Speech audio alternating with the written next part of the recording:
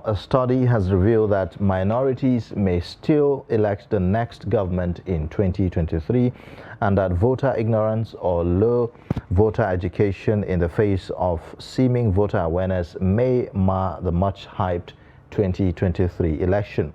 World Trust Foundation, a non-governmental organization with the headquarters in Port Harcourt, South, said its studies show that much voter education is still highly needed, especially in rural areas. We'll be talking about this. And we have two gentlemen in the studio, a public affairs analyst, Jide Ojo, and also Suleiman Monday of the Transition Monitoring Group. They both join us here in the studio. Thank you so much for joining us on Daybreak this morning. Thank you. Well, it's 11 days to the elections and quite a lot of permutations here and there. Let me start with you, Mr. Jide Ojo. Are you surprised at the turn of events as they are happening around this period of time? Very surprised. Very surprised that even electoral violence, the twin challenge of fuel scarcity and naira scarcity has taken up the shine of electoral violence, which was the main issue being discussed a couple of months back. Now people are talking about access to their own money, which is made very difficult. I woke up this morning to read one of the papers, and they say because of the state of suspended animation that the country is, even banks are now rejecting collection of old naira notes. Even courts. Courts. We saw a story this morning. Fueling stations. Now, I shouldn't expect this 11 days to election. It never so happened. I've been observing elections since 1999 in this country. Never have I seen an INEC chairman, previous, going to plead with the GMD of NNPC to please make fuel available for their operational vehicles. Never have I seen INEC chairman leaving the core responsibilities of planning and executing elections, going to plead with the CBN governor to please make money available, saying that majority of their vendors do not have bank accounts. So the assurances have been given to INEC chairman, we will make as much money as you may need. But what about you and I? You people will possibly be on the streets. You are not going to be trekking wherever you are deployed to. You're going to be needing operational vehicles to move around. I, as an observer, will need vehicles. So if you take care of INEC and refuse to take care of journalists, take care of security agencies, take care of polling agents, take care of other ancillary, stakeholders, are you going to say you have done a very great job? So the challenge, the twin challenge we have now on our hands shouldn't have been expected for an election eve that we are. But then we are in a season of anomy. And in a season of anomy, anything happens. Anything can happen. However, speaking to the issue of lack of sufficient voter education, I tend to disagree. It's not so much as it's not so much that there have not been sustained voter education, at least primarily from INEC, civil society organization, and media. I may say, okay, the core beneficiary, which is the political party and contestants, may not have done enough, given the fact that they are primarily focusing on rallies and getting people to understand their manifesto. But at least INEC has spent tremendous resources. Don't forget, as at last week, National Broadcasting Commission said we have 740 broadcast stations in Nigeria. As of today, 740 radio and television. Now, you know how much you charge on Trust TV. Mm-hmm. So just imagine 1 billion naira spread across these 740 broadcast stations. You have not talked about road shows. You've not talked about neighbor to neighbor, door to door, that are also ancillary to that. So at the end of the day, no matter the enormity of resources you have, it pales into insignificance. But we know organizations that have supported INEC in also even paying for political education, jingles, and adverts. So, Mr. Organizations like CJG, like Young Africa. The picture you're painting is that so much has been done in the area of voter education. Exactly. If you look at the Daily Trust editorial for today, it says 2023, Nigerians, please vote. That editorial was based on the fact that the last election, the turnout was about 30-something%. 34, 35%. Exactly. That was why the editorial had to say, Nigerians, please vote. So if all of this is out there, why are people not coming out to vote? Why did we have such a decline last year? Now, last election this is it. The problem is with the system. And when I say the system, this is what I mean. I will run across 5 different reasons why there is low voter turnout. One is insecurity. People are scared for their lives. Look at the madness that is going on in Southeast. I read overnight, another court has been raised with call files and all of that. Police stations, policemen killed. Okay. So no, they just gave me 30 seconds to run through. Insecurity, the fact that you run election for just 6 hours, 8:30 a.m. to 2:30 p.m. In other climes, like in US, you run election for 12 to 13 hours. Then there will be lockdown. Then there is no provision for early voting. Then there is no provision for prisoners to vote. Then there is no provision for out-of-country voting or diaspora voting. So when you look at all of this put together, no mail-in ballot, no. So you look at all of this, and then no matter how much you invested in voter education, without multiple choices for people to be able to participate, you will continue to have below average turnout. All right. Well, let's take a look at other issues. You mentioned security, and I want Suleiman Monday to talk about this. Yesterday, we saw that the president commissioned certain strategic and operational equipments for the Nigerian police force. We saw APCs, we saw certain vehicles, that will be deployed by the police for the elections and the rest of them. In terms of curbing violence in the process, already leading up to the elections, we are seeing attack on opposition parties and the rest of them. How prepared are we really for this 2023 election in making sure that it's violence-free? Well, thank you very much. I think the most important thing when it comes to issues of elections is that we have free, fair, credible, transparent, and all-inclusive elections. Without peace, of course, we cannot have the kind of election that we want as a democratic nation. And of course, security is an aspect that needs to be looked into when it comes to issues of elections in this country, especially looking at the fact that we are battling with so much insecurity in Nigeria. I think so much needs to be done when it comes to ensuring that there is peace, there is peaceful conduct of the 2023 general elections. Considering the fact that many Nigerians, like we just talked about voter education, and one of the factors that repels Nigerians to come out and vote is, of course, insecurity. Like my senior guest here talked about, insecurity, right? It's one of the factors that repels Nigerians to come out and vote. So it is absolutely necessary for us as a country to take a major step in ensuring that we curb the excesses of this insecurity. Do you think that we are seeing as much commitment from other stakeholders, say maybe the political parties, for instance, to take the position that the president appears to be taking of leaving a legacy of a transparent, peaceful election as he leaves? Are we seeing that go down to other stakeholders at other levels? Of course, the commitment of Mr. President that he will leave a legacy of free, fair, transparent, and credible election is a good one. And this is an example that every patriotic Nigerian should learn from.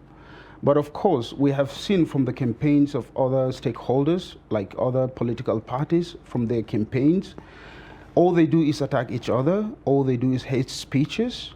All they do is, they are not basing their campaigns based on issue-based campaigns. That's what we have been advocating for as an organization that wants free, fair, credible elections. Look into yourselves and bring out issues that will help Nigerians vote for you. Issues that will convince Nigerians to have confidence in you, right? These are issue-based campaigns, but that we are seeing the contrary of that. All we are seeing is hate speeches, one attacking another, this party attacking this party. This significantly adds up to the issues of insecurity, because we need to be preaching peace, right? As political parties, as media, as civil society organizations, we need to be preaching peace, how to conduct these elections peacefully, right? Okay. Rather than talking about attacking each other so that we can insinuate violence when it comes to elections. All right. During the voter registration, a lot of people trooped out and got registered. But even at the close of the period given to collect the PVCs, so many PVCs were still left with at INEC offices. That's on the one hand. Then there are some Nigerians who keep insisting that, oh, I'm not going to vote because my vote will not count. What do you do to ensure that it gets better? Because already those who didn't collect their PVCs will not vote. Then there are some that even have the PVCs that are saying, oh, even if I vote, it's not going to count. Absolutely. It all boils down to good governance, right? Doing the right things in the system, right? We have to truly look into ourselves. This is what we have been advocating for. We have to be accountable as individuals, as groups, as organizations, as a country. We have to always sit down and examine ourselves. What are we doing, or what are we doing wrong? And then do things right, okay? It goes to say that the effect of bad governance that the people are feeling at the moment, you understand, that is what triggers them not to come out and vote, you understand, because they believe that their votes don't count. Even if I vote, you understand, the people that I vote, the moment that they left me, they leave, they win the elections, that's the end of it. They will never ever look at where I am again until the next round of elections. All right. Mr. Jide, a case in point here, talking about security and violence, having a level playing field for everyone in this season. We have the Wike Atiku feud. The PDP decided to suspend presidential rally in Rivers State on the grounds of security concerns. So again, what do you make of this story and amidst all that we have been saying?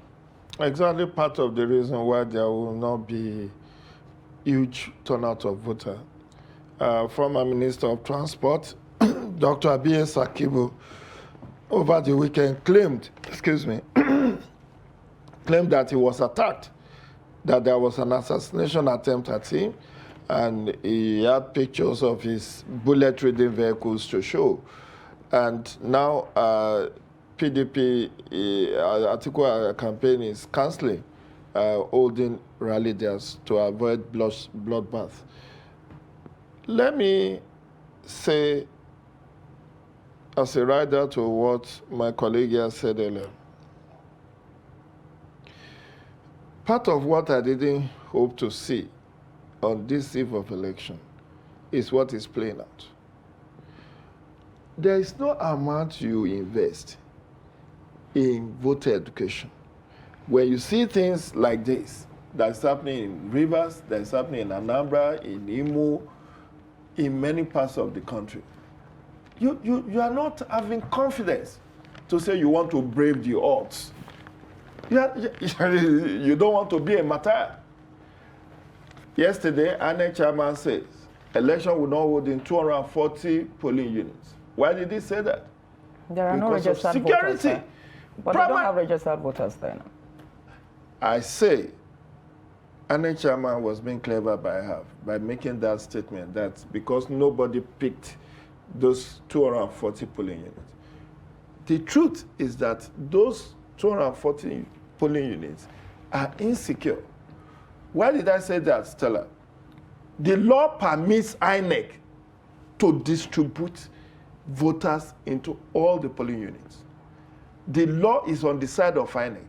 There are people, okay, INEC is saying, go and check your name. I've moved you to some places. I've created additional 52,000 polling units. So we now have 176,846. But this was a release on Sunday, that where there is overcrowding, we have decided to move some voters into those areas. So if INEC has the power to redistribute, why didn't they redistribute into those 240 if they were not bothered about security concerns? The primary reason is that right from October last year, when we met with INEC chairman last, at the level of civil society, he had raised this concern. There were supposed to be over 30 by-elections before this general election that is just about a week away. And they could not conduct those elections in San Francisco. And let me land on this. Did you know, Ayuba, that the Nigerian police got 64 billion for election security in this election that is about to? 64 billion only. I mean, alone for election security. So when you see all those gadgets that the president is commissioning, it's because they are well resourced, but it's coming late in the day. These gadgets should have been there at least 3 months to election, and make sure that people perceive that the environment is calm enough for them to come out and vote. Mr. GJ, do you think that perhaps there's a deliberate attempt by the political class to create this tension in the atmosphere for whatever reason?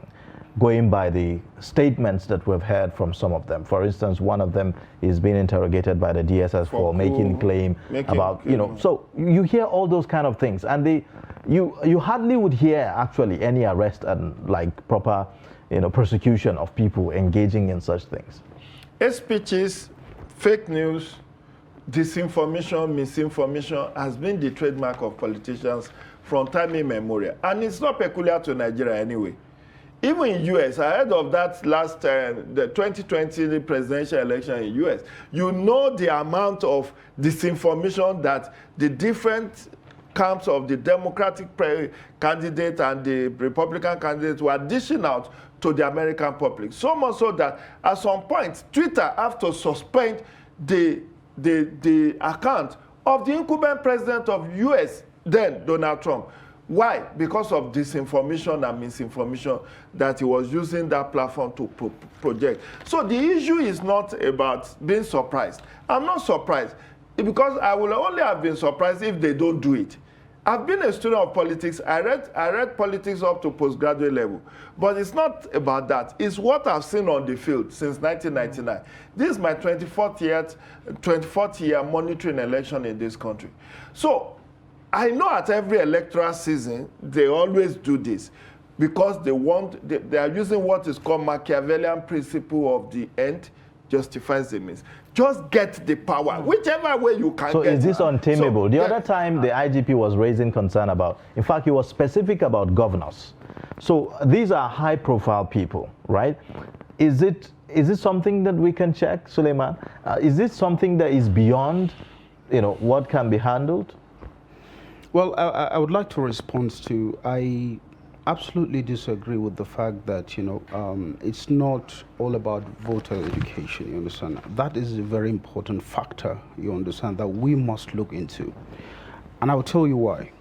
In every election, there is what we call election cycle, and there are, this election cycle comprised of 3 phases or 3 stages. So I'll just hasten you up just a minute to round up your points so that we can go. Just like we have the pre-election phase, the election phase, and the post-election phase, right? And in all these phases, all these stages, we need to have significant, voter education. But most importantly is civic education, right? Because voter education is all about like dissemination of information, materials, programs, you understand, to inform voters who, when, where, and how to vote, you understand. But civic education is a broader concept that entails, you understand, understanding the political context and the political system of a given country, right? Yeah. So I think we need to look into these issues, you understand, because without much voter education, I think we cannot have citizens come out and vote. Thank you so much, Suleiman Mande of the Transition Monitoring Group, for joining us on Daybreak and sharing your perspectives, and also Public Affairs Analyst Jide Ojo. We thank you for joining us and sharing with us your perspectives.